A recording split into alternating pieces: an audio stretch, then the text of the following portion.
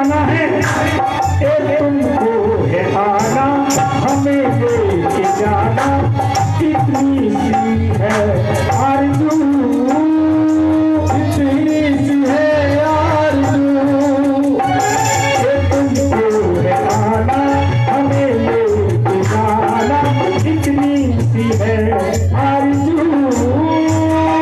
कितनी सी है आरज़ू, बिना तेरे जीना सकूँ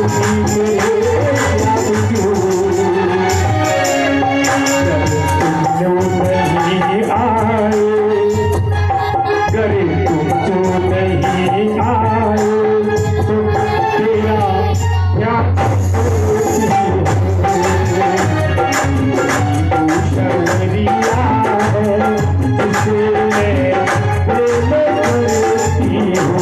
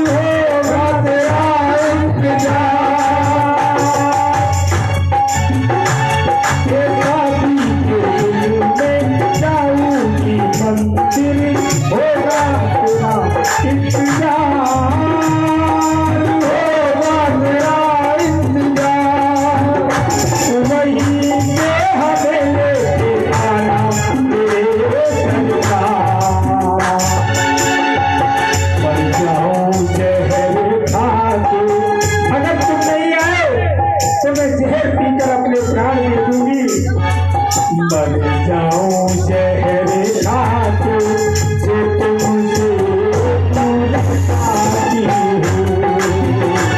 मर जाऊं जहर खाके, जो तुमसे दूर जाती हूँ, मंदिर में जिसके लिए पूजा सदा करती हूँ, मुझे तो सबरिया जिसे मैं करती हूँ,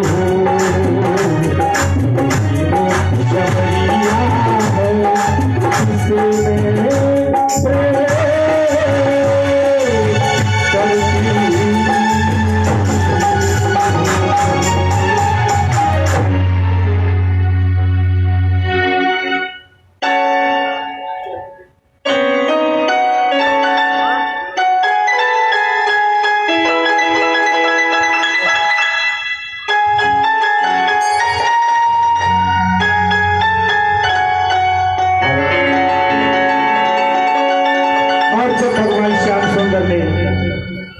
उस पत्र को पढ़ा, ब्राह्मण देव से कहा कि ब्राह्मण देव अब विलंब नहीं करना है, शीघ्र चलो, आप मेरे साथ रथ में चलो। सारथी को आदेश दिया, रथ तैयार किया, भगवान कृष्ण रथ पर चढ़ गए, ब्राह्मण देव को बिठाला और अपने सेवकों से कह गए कि दाऊ भैया पूछे कहाँ गए तो बता देना कि मैं कुंडिनपुर जा रहा हूँ, और कुंडिनपुर की ओर रथ रवाना कर दिया। अब तो थोड़ी देर बाद दाऊ भैया आए, उन्होंने पूछा कन्हैया कहाँ गया? सेवकों ने बता दिया कि कन्हैया कुंडिनपुर गए हैं। कि क्यों? बस इतना कह गए हैं कि राजा भीष्म के यहाँ स्वयंवर है, उसमें मुझे जाना है। दाऊ जी समझ गए कि भगवान कृष्ण रुक्मिणी का हरण करने के लिए गए हैं, और वहाँ शिशुपाल की बरात में सभी जितने भी विरोधी दुष्ट राजा हैं वो वहाँ पर पधार रहे हैं। इसलिए कन्हैया अकेला है, हमें उसकी मदद में सभी जितनी भी द्वारिका की यदुवंशी सेना है उसको साथ लेकर के पीछे पीछे शीघ्र पहुंचना चाहिए। और दाऊ भैया ने अपनी यदुवंशी सेना को सजाया और वो भी पीछे से चल दिए। और जैसे ही कुंडलपुर में कृष्ण का रथ आया, तब तक क्या हुआ, कुंडलपुर में शिशुपाल की बारात आ गई। शिशुपाल ने और रुक्म ने बारात का भव्य स्वागत किया, सुंदर जलवासा दिया, और जो दूल्हा थे शिशुपाल उनका स्वागत किया, अगवानी की। इधर क्या हुआ, कन्हैया जैसे ही वहां पहुंचे, ब्राह्मण देवता को उतार दिया रथ से, और जहां उनका अतिथि सत्कार का स्थान था वहां पहुंच गए। तो राजा भीष्म ने भी कृष्ण का अतिथि सत्कार किया, विचार किया कि कृष्ण यहाँ इसलिए आए, हमारी पुत्री के विवाह महोत्सव को देखने आए, देखने। वहां पर अतिथियों के बीच में भगवान कृष्ण बैठ जाते हैं। ब्राह्मण देव ने वह संदेशा जो कृष्ण ने रुक्मिणी के पत्र के पीछे लिख दिया, वह महल के अंदर राजकुमारी रुक्मिणी तक पहुंचा दिया। क्योंकि रुक्मिणी व्याकुल हो रही थी कि बारात आ चुकी, सब कुछ तैयारी हो चुकी, कुछ देर में विवाह का कार्यक्रम संपन्न होगा, कृष्ण का कोई संदेश ही नहीं आया। अब जैसे उस कन्या ने एक पत्र थमा दिया जो ब्राह्मण ने दिया था, उस पत्र के पीछे पलट करके देखा तो भगवान श्याम सुंदर ने अपना संदेशा उत्तर में लिख दिया। क्या लिखा है तो ध्यान देंगे। उसमें लिखा कि हे राजकुमारी जी, मैं तुम्हारे इस कुंडलपुर में आ चुका हूं और भयभीत न हो, मैं तुम्हें यहां से लेकर के अवश्य जाऊंगा। पत्र में लिखा,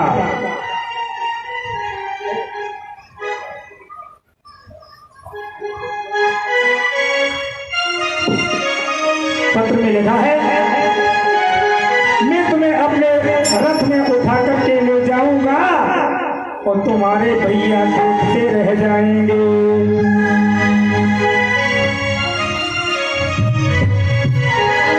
उठा ले जाऊंगा तुम्हें अपने रथ में, देखते रह जाएंगे भैया तुम्हारे।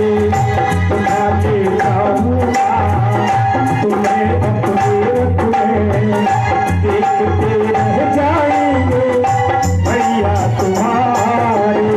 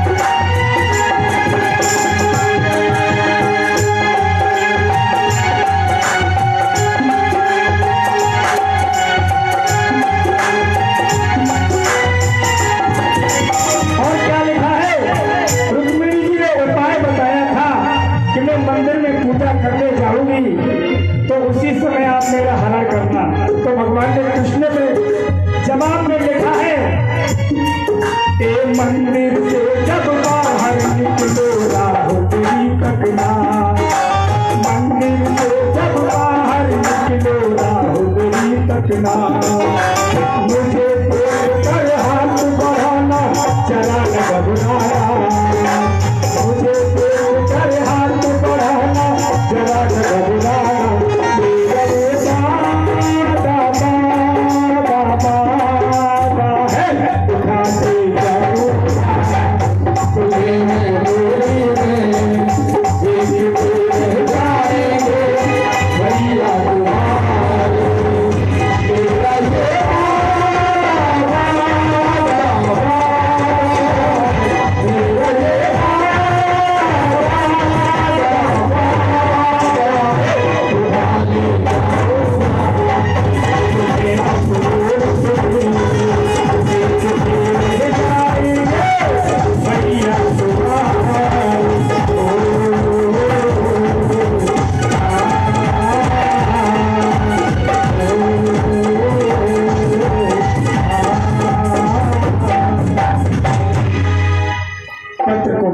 जवाब को पढ़ा।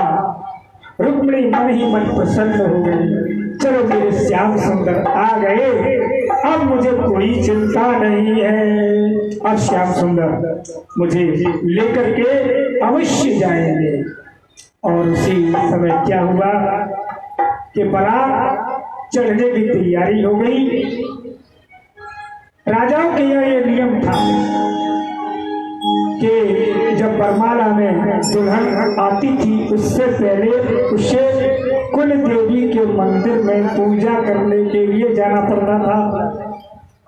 तो देवी माँ के मंदिर में सहेलियों के बीच में आरती का थाल सजा करके रुक्मिणी देवी के मंदिर में पूजा करने के लिए निकलती हैं। दोनों तरफ सेवकों का तारा पहरा है। अब तो क्या हुआ कि रुक्म को ये पता है कि कृष्ण आ चुके, इसलिए कड़े पहरों के बीच में रुक्मिणी जी देवी माँ के मंदिर में पहुंचती है। देवी माँ के चरणों में शीश झुका करके यही अभिलाषा व्यक्त करती हैं, हे माँ, मेरे मन वचन कर्म से यदि तुम्हारी सेवा की हो तो आज कृष्ण मुझे यहाँ से उठा करके ले जाए। और जैसे ही दरवाजे से बाहर निकलती हैं, मंदिर के दरवाजे से, तो चारों तरफ दृष्टि डालती है, कहीं श्याम सुंदर का रथ दिखाई नहीं। सखियां कहती हैं, राजकुमारी आगे चलो। और राजकुमारी आगे इसलिए नहीं चलती कहीं श्याम सुंदर आ जाए। सखियां कहती चलो चलो राजकुमारी, अरे शांत रहो, तो चलो चलो, तुम्हें चलो की पड़ी है, शांत रहो। अब इंतजार कर रही है।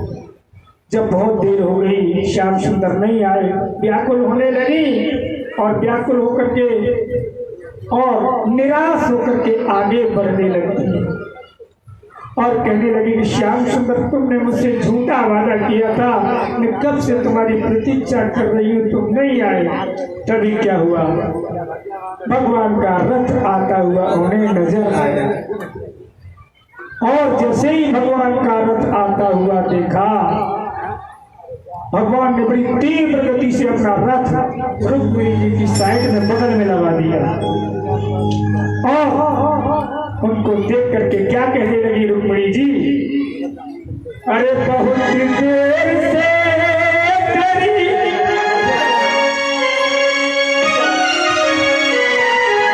अरे बहुत देर से तेरी आशा लगी थी,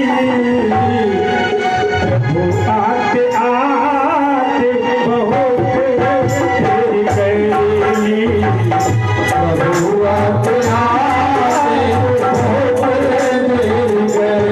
गई, बहुत देर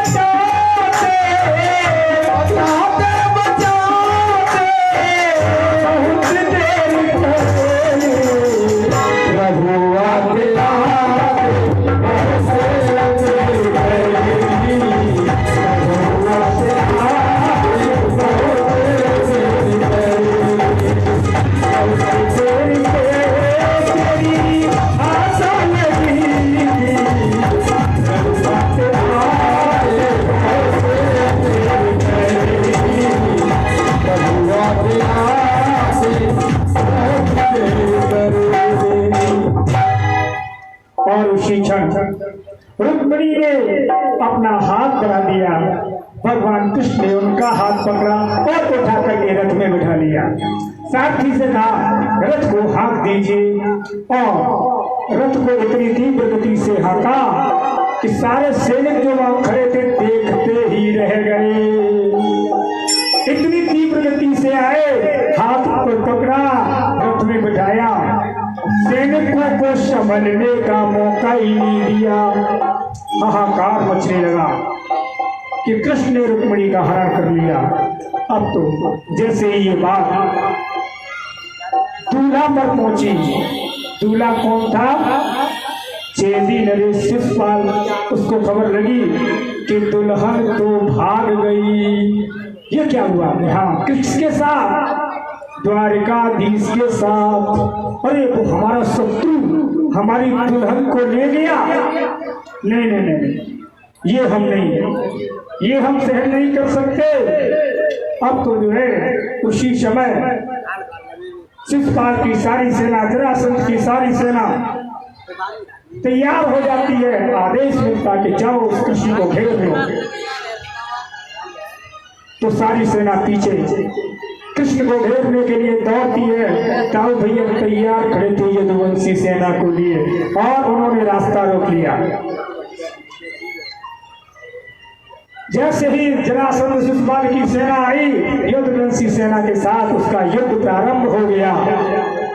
रुक्म को तब ये विदित हुआ कि हमारी बहन को वो ग्वाला कृष्ण अपने रथ में बैठा करके हरण करके ले गया है।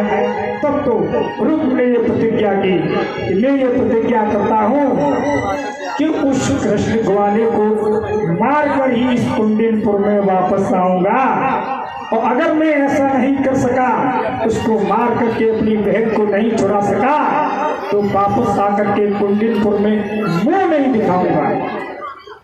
ऐसा प्रण करके और रथ को सजा करके कृष्ण के पीछे रुक्म भी दौड़ पड़ता है।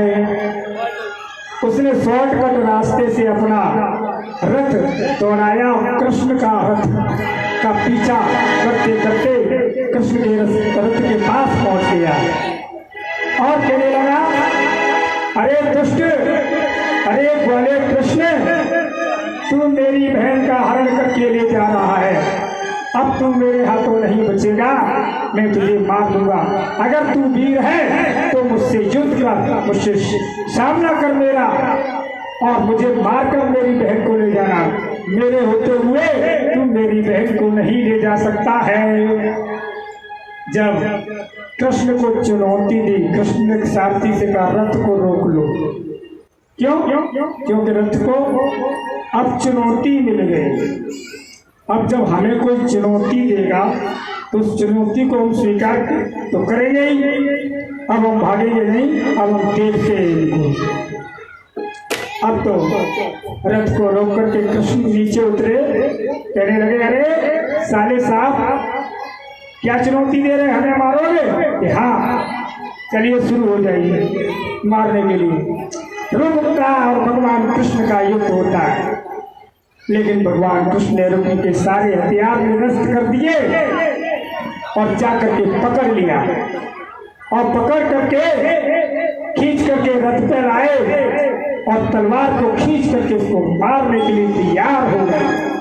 और जैसे ही तलवार का प्रहार करते ही भगवान कृष्ण, उसी समय रुक्मिणी ने उनका हाथ पकड़ लिया, कहने लगी, स्वामी, अब तो मैं तुम्हारी अर्धांगिनी बन चुकी हूँ, इसलिए इस नाते ये तुम्हारे साले साहब मेरे भाई हैं कि मारो मती भैया है मेरो, और छाड़ो नाथ आपको चेरो।